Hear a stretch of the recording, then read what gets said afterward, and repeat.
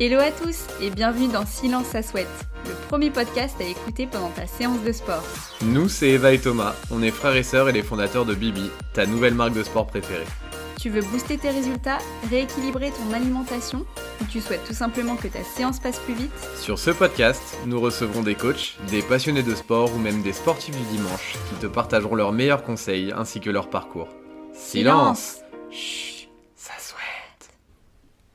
Dans ce deuxième épisode, Jade nous parle de sa deuxième vie professionnelle, celle de conférencière en entreprise. Les parallèles avec sa vie de sportif de haut niveau sont nombreux, et elle saura, j'en suis sûr, vous donner des conseils plus qu'avisés pour vous aider à surmonter votre stress au travail, et même vous relever d'un échec. Salut Jade! Salut! Salut Jade! Merci Jade d'être présente pour ce deuxième épisode de Silence ça souhaite après celui de la semaine dernière. Et ben avec plaisir, encore et toujours là.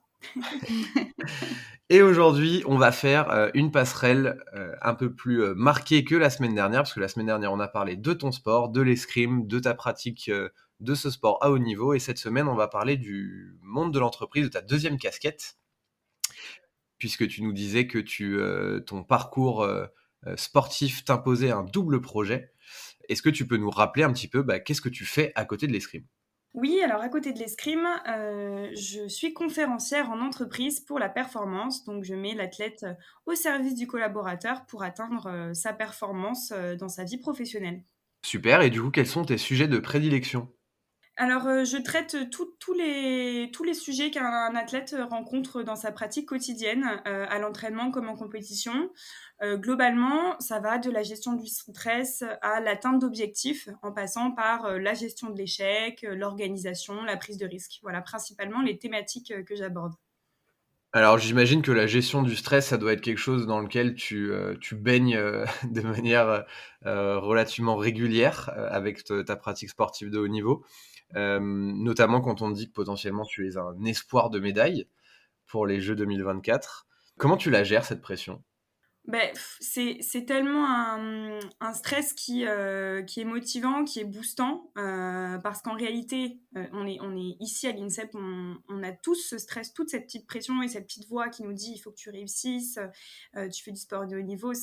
On est toutes motivées par le résultat, donc c'est un stress qui est constant. On a toujours cette petite pression d'avoir envie de réussir. Donc, comment je la gère ? Eh bien, j'essaye toujours, du mieux que je peux, de me concentrer sur l'instant présent.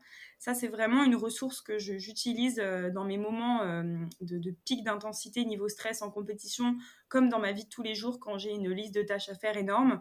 J'essaie de me concentrer, de me focus, comme je dis, dans l'instant présent. Et pour ça, ça passe par de la respiration, beaucoup.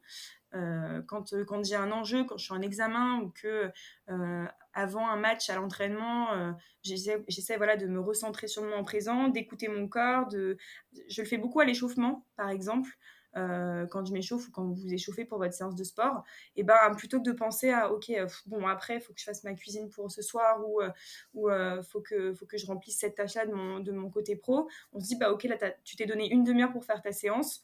Allez, je vais m'échauffer. Ok, là, je fais un échauffement articulaire des mains. Qu'est-ce qui se passe dans mes mains ? Essayer de ressentir ces sensations-là qui sont internes et propres à soi-même pour être focus sur l'instant présent et oublier le stress qu'il pourrait avoir.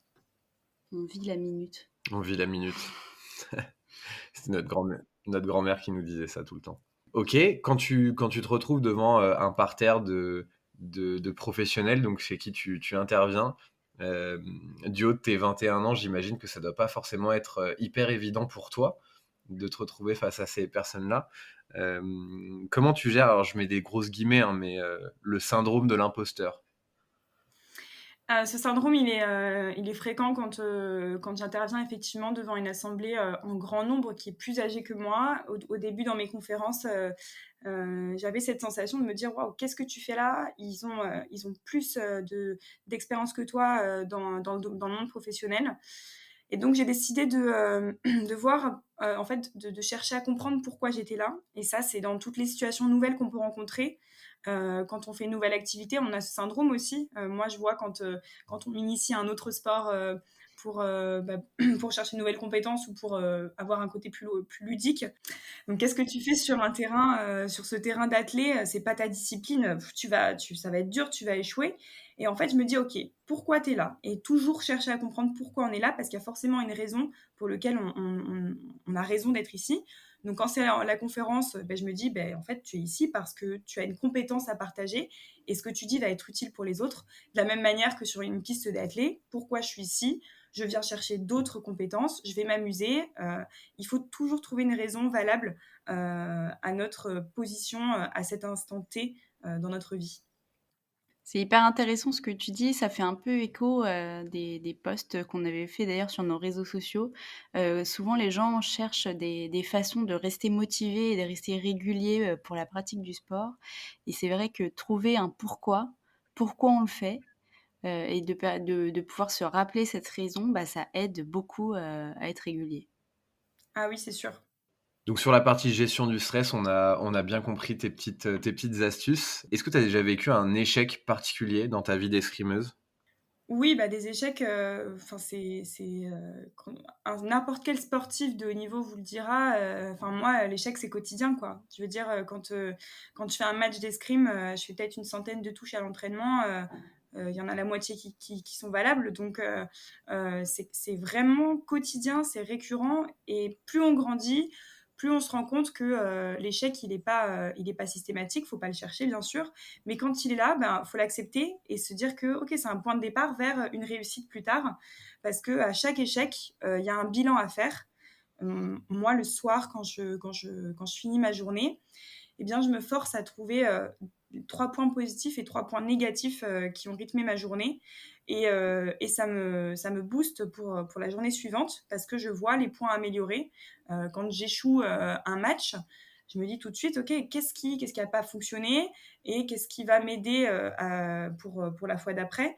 Donc, même si l'échec est tout le temps là et que finalement, ça fait partie d'une vie de sportif de haut niveau, il faut toujours chercher à l'accepter sans que ça nous coûte émotionnellement trop.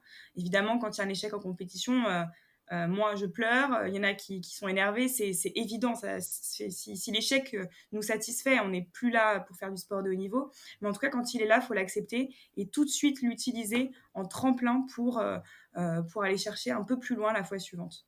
Tu as une prise de hauteur pour quelqu'un de 21 ans qui est assez impressionnante. C'est ton préparateur physique qui t'a appris ça ou c'est quelque chose que tu faisais déjà avant? Préparateur mental, pardon. Préparateur mental, ouais. Oh, le préparateur physique, parfois, il a un petit... quand on échoue à un bon nombre d'exercices, il est toujours là pour nous rebooster. Donc, il fait aussi le job côté échec. Non, c'est mon préparateur mental, oui, qui m'a beaucoup transformée il y a 4-5 ans maintenant que je travaille avec lui. Il m'a appris à prendre de la hauteur, comme tu dis, c'est tout à fait cette impression que j'ai de relativiser. Ok, ça reste que du sport, ça reste un objectif dans ta vie, mais ça ne te définit pas en tant que personne. Donc, dès que tu as un échec ou une problématique dans ta vie, prends le temps de prendre de la hauteur, de voir ce qui se passe d'en haut et de te dire que ce que tu vis, c'est normal déjà, c'est ok de vivre ce que tu vis et que ça va t'aider pour la suite. Donc voilà, c'est effectivement mon préparateur mental. Et puis c'est aussi tout ce qu'on vit en tant que sportif, en tant que conférencière aussi dans ma vie professionnelle. Il y a des échecs partout. Oui, donc finalement, c'était ma prochaine question, mais ta manière de gérer l'échec dans le sport, c'est ce que tu conseillerais de faire pour gérer les échecs dans la vie quotidienne finalement. Voilà, en fait, c'est l'essence même de mes conférences, faire ce parallèle toujours entre ma vie sportive et le monde professionnel. Un échec dans le monde professionnel, il va arriver aussi quand un événement d'entreprise ne se passe pas comme souhaité, quand une réunion prend un mauvais tournant. Ce sont des exemples que j'ai eus de collaborateurs chez qui je suis intervenue. Et voilà, tout de suite, faire un débriefing avec ses collègues ou juste avec soi-même pour que la prochaine réunion se passe mieux ou que le prochain événement soit un succès. Alors justement, c'est quoi les prochains événements pour toi?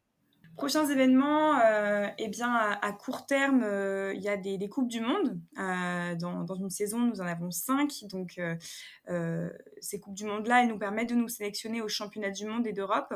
Et puis, tous les 4 ans, aux Jeux Olympiques. Ces Coupes du Monde-là sont des rendez-vous très importants et majeurs dans une saison. À moyen et long terme, bien évidemment, les Jeux Olympiques. Paris 2024, c'est l'accomplissement de toute une vie, de toute une carrière, surtout que c'est à la maison. Donc, quelle aubaine et vraiment quel espoir pour tous les jeunes aussi qui regarderont cet événement à la télévision ou en vrai. Et puis, par la suite, 2028, Los Angeles, c'est dans le viseur, bien évidemment. Le rendez-vous est pris, Jade. Oui. Le rendez-vous est pris depuis pas mal de temps pour moi. Tu m'étonnes. Du coup, qu'est-ce que ça changerait dans ta vie, une médaille à ces Jeux ? Mais tellement de choses. Déjà, j'en discute avec des athlètes autour de moi qui ont cette médaille autour du cou et qui ont cet accomplissement, qui ont tiqué cette petite box dans leur to-do list de leur vie. Et ça changerait beaucoup de choses déjà dans le monde sportif. Quand tu as travaillé 8-10 ans pour cette médaille, déjà tu souffles un bon coup. Il y en a beaucoup qui prennent un temps après cet événement pour souffler, profiter.